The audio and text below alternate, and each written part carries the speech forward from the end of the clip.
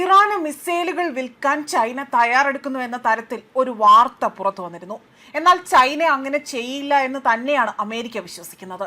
എന്നാൽ ഇനി അങ്ങനെ അവർ ചെയ്താൽ കടുത്ത നടപടി തന്നെ ചൈനയുടെ മേൽ സ്വീകരിക്കുമെന്നതാണ് ഇപ്പോൾ പ്രസിഡന്റ് ഡൊണാൾഡ് ട്രംപ് ഭീഷണി മുഴക്കിയിരിക്കുന്നത്.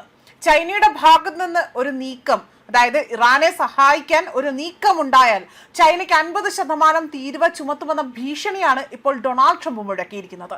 ചൈന ഇറാനെ സഹായിച്ചാൽ അമേരിക്കയിലേക്ക് ഇറക്കുമതി ചെയ്യുന്ന ചൈനയുടെ ഉൽപ്പന്നങ്ങൾക്ക് അമ്പരപ്പിക്കുന്ന പുതിയ തീരുവ ചുമത്തുമെന്നതാണ് ഡൊണാൾഡ് ട്രംപ് ഇവിടെ ഭീഷണി ഉയർത്തിയിരിക്കുന്നത്.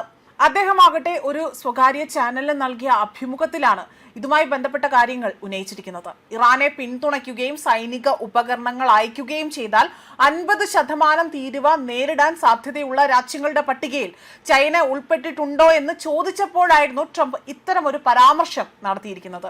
അവർ അങ്ങനെ ചെയ്യുന്നത് ശ്രദ്ധയിൽപ്പെട്ടാൽ അവർക്ക് 50% തീരുവ ചുമത്തും. അത് അവിടെ അതിശയിപ്പിക്കുന്ന ഒരു തുകയാണ്.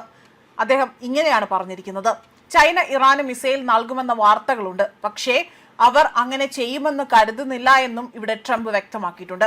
ഒരു ദിവസം കൊണ്ട് എനിക്ക് ഇറാനെ നശിപ്പിക്കാൻ കഴിയും.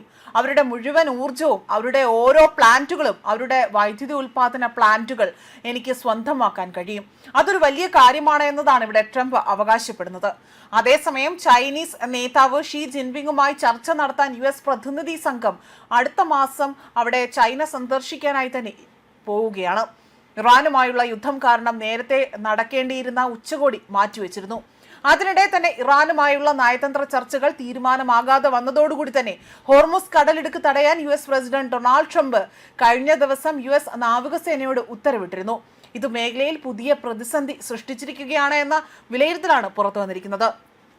ഇതിനെല്ലാം ഇടയിലാണ് ഇത്തരത്തിൽ ചൈന ഇറാന് മിസൈലുകൾ നൽകുകയാണ് എങ്കിൽ ഉറപ്പായും ചൈനയുടെ മേൽ 50% തീരുവ ചുമത്തുമെന്ന പ്രഖ്യാപനവുമായി, ഭീഷണിയുമായി ഡൊണാൾഡ് ട്രംപ് രംഗത്ത് വരുന്നത്. ന്യൂസ് ഡെസ്ക് കർമ്മ ന്യൂസ്.